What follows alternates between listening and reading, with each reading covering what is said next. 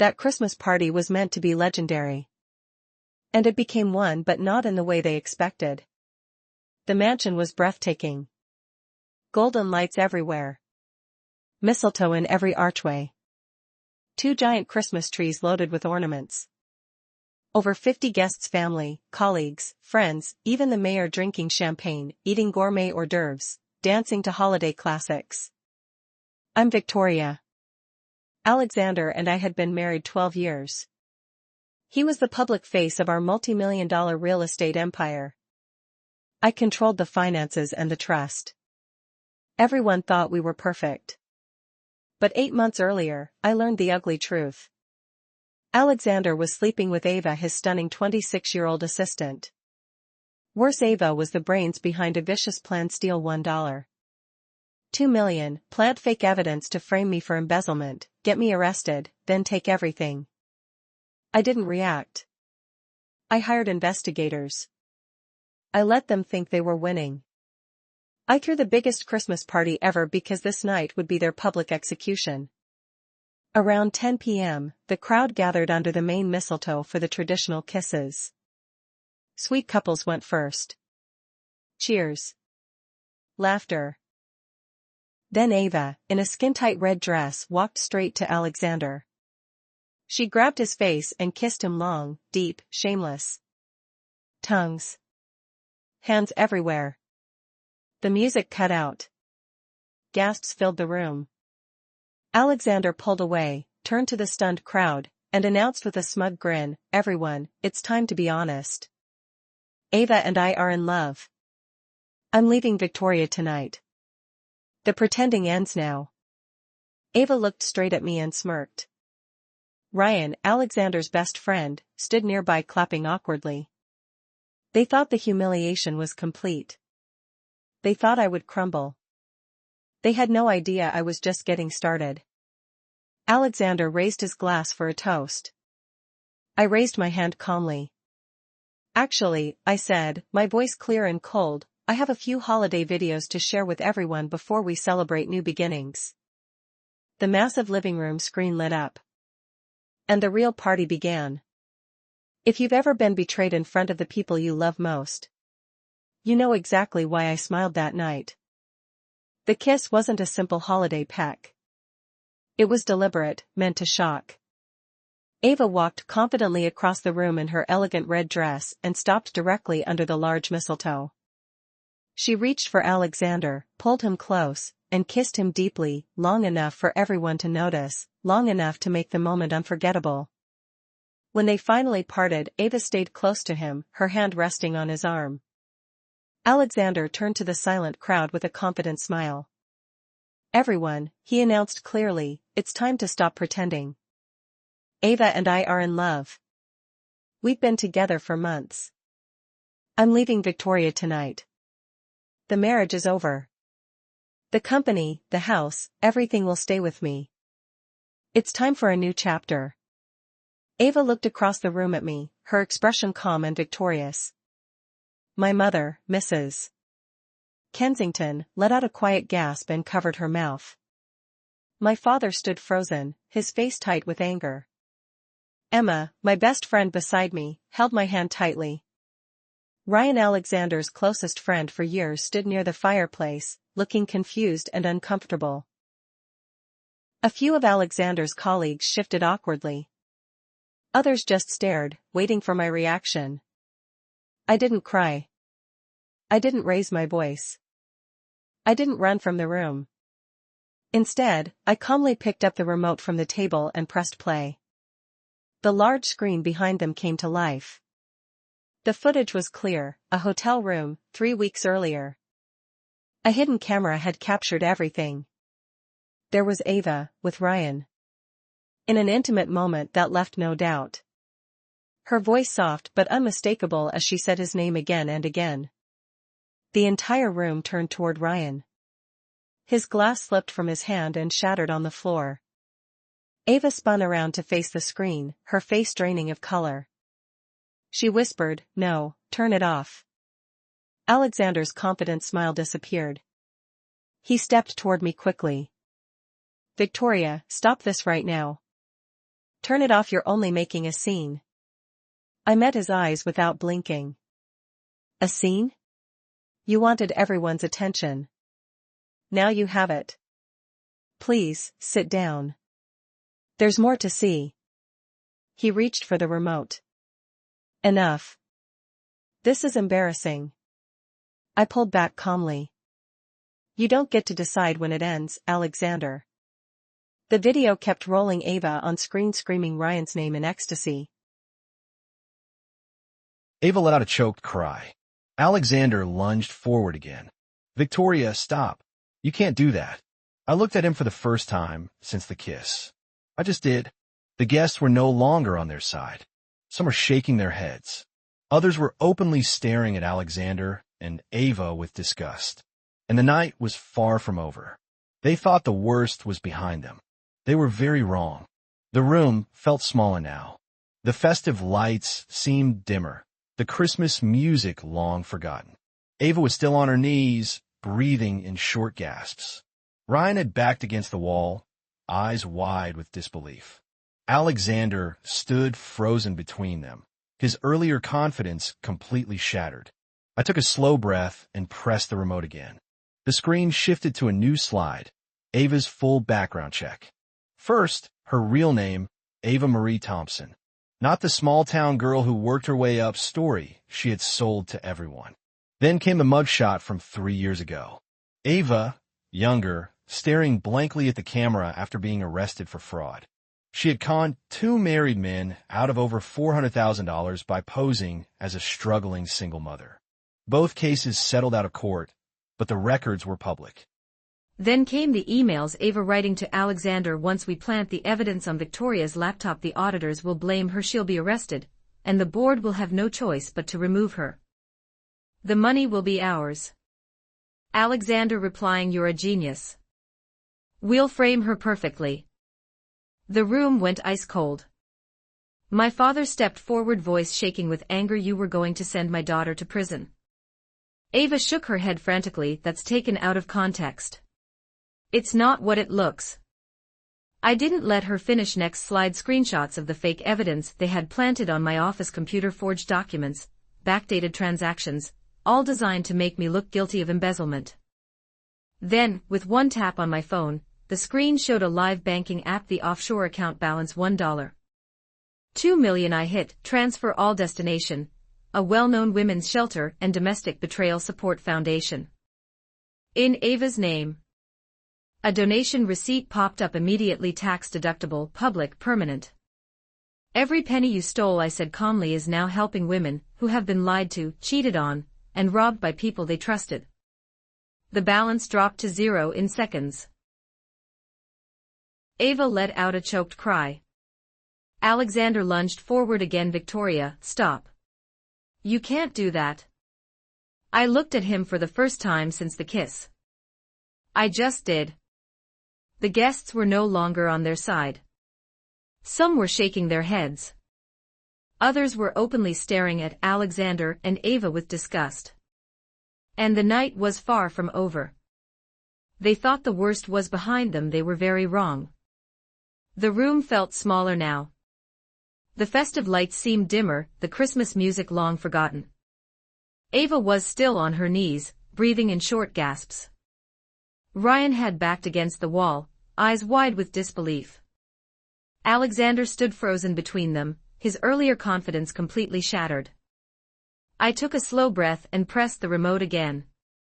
The screen shifted to a new slide, Ava's full background check. First, her real name, Ava Marie Thompson. Not the small-town girl who worked her way up story she had sold to everyone. Then came the mugshot from 3 years ago. Ava, younger, staring blankly at the camera after being arrested for fraud. She had conned 2 married men out of over $400,000 by posing as a struggling single mother. Both cases settled out of court, but the records were public. The guests murmured louder now. Someone whispered, she's a con artist. Ava shook her head violently, that's old. I changed, it's not who I am anymore. I continued, voice steady, next the pregnancy. The screen showed medical records, prenatal visit notes. Ava was 6 weeks pregnant. Alexander's face twisted in confusion. He looked at her. You said the baby is mine. Ava's eyes filled with tears. It is, of course it is. I pressed play once more. A new video clip appeared, audio only, from a phone call between Ava and a friend, recorded 2 months ago by my investigator. Ava's voice: Ryan's the father. Alexander thinks it's his, but once the baby comes, I'll leave him for Ryan. He has more money anyway. Alexander's just the stepping stone. The audio cut out. Alexander turned to Ryan. You slept with her. Ryan looked sick. I didn't know. She said it was just one time. Alexander lunged at Ryan, but my father stepped between them. Enough. Ava started sobbing openly now. I didn't mean it like that, please. I wasn't finished. I showed the final slide, a legal document. The hidden prenup clause Alexander had signed years ago, the one that activated on proven infidelity and financial misconduct. All company shares, assets, and personal wealth transferred to me immediately. Then, with one last tap on my phone, I forwarded the entire file, affair proof, fraud evidence, mugshot, audio to the company board, the police, and the media contacts I had quietly prepared. Alexander's phone buzzed. He looked down. Board email: Alexander Harrington terminated, effective immediately. Ava's phone rang, an unknown number. She answered, trembling. Police on the other end: Ms. Thompson, we have an outstanding warrant for fraud from your previous cases. Officers are en route. Ava dropped the phone. She collapsed fully to the floor, sobbing uncontrollably, loud, broken cries that echoed through the silent room. Alexander looked at me, voice barely a whisper. Victoria, please stop. I met his eyes. You started this in front of everyone. I'm just finishing it. The doorbell rang. Police had arrived. They wanted a Christmas to remember. They got one they would never forget. The doorbell rang twice, sharp, official knocks that cut through Ava's sobs. 2 police officers stepped inside when Emma opened the door. They scanned the room calmly, then approached Ava, who was still on the floor, tears streaming down her face. Ms. Ava Marie Thompson, one officer asked. She looked up, eyes red and swollen, nodding weakly. We have an active warrant for fraud and identity theft from your previous cases. You'll need to come with us. Ava's cries turned hysterical. No, please, it was years ago. I changed. She tried to stand, but her legs gave out. The officers helped her up gently but firmly, cuffing her hands behind her back. Alexander watched in stunned silence as they led her toward the door. Ava, wait, he mumbled, but she didn't even look at him. Ryan backed away further, shaking his head. I didn't know about any of this, no one believed him. I turned back to the screen one last time. A final document appeared, the full activation of the prenup clause. All company shares now solely in my name. Alexander's access revoked. His company credit cards frozen. Personal accounts emptied into the charity fund. His phone buzzed again, this time with messages from colleagues and board members resigning their support. One text from the chairman: we stand with Victoria. Your position is terminated. Alexander finally looked at me, really looked for the first time that night. His face was pale, eyes desperate. Victoria, we can fix this. Please. I made a mistake. Don't let it end like this. I stepped closer, voice low but clear enough for everyone nearby to hear. You didn't make a mistake, Alexander. You made a choice. Many choices. And tonight, you showed everyone who you really are. My mother came to my side, placing a hand on my shoulder. My father stood tall beside her, pride in his eyes for the first time in months. The guests, once frozen in shock, began to move. Some approached me quietly, offering support. Others shook their heads at Alexander as they collected their coats. Emma smiled softly at me. You okay? I nodded, better than okay. Alexander stood alone in the middle of the room, the mistletoe still hanging above him like a cruel joke. Ava's cries echoed from outside as the police car pulled away. The party was over. But for me, a new beginning had just started. They wanted to destroy me in front of everyone I loved. Instead, they destroyed themselves. 6 months have passed since that Christmas party. The mansion is quieter now, but brighter. The same lights twinkle on the trees, but this time they feel like they truly belong to me. Alexander lost everything. The board confirmed my sole ownership of the company. Profits are higher than ever under my leadership. I expanded the charity foundation, now helping hundreds of women rebuild after betrayal and financial abuse. Every donation in Ava's name still appears publicly, a permanent reminder she can never escape. Alexander moved into a small apartment downtown. No more luxury cars, no more private clubs. Former colleagues avoid him in the street. His reputation is ruined. He tried to reach out once, a long email full of apologies and promises to change. I didn't reply.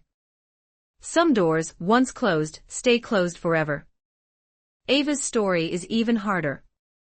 The old fraud charges were revived after my anonymous tip. She pleaded guilty to avoid a longer sentence, and is serving 3 years. I hear she still cries at night in her cell, not just for her lost freedom, but for the life she thought she had stolen from me. The tabloids ran the story for weeks: con artist's Christmas humiliation. Her face, tear-streaked and broken, was on every cover. She will carry that shame for years, just like the title promised. Ryan distanced himself from everyone involved. He quietly transferred to another city. No one has heard from him since. My parents, Mr. and Mrs.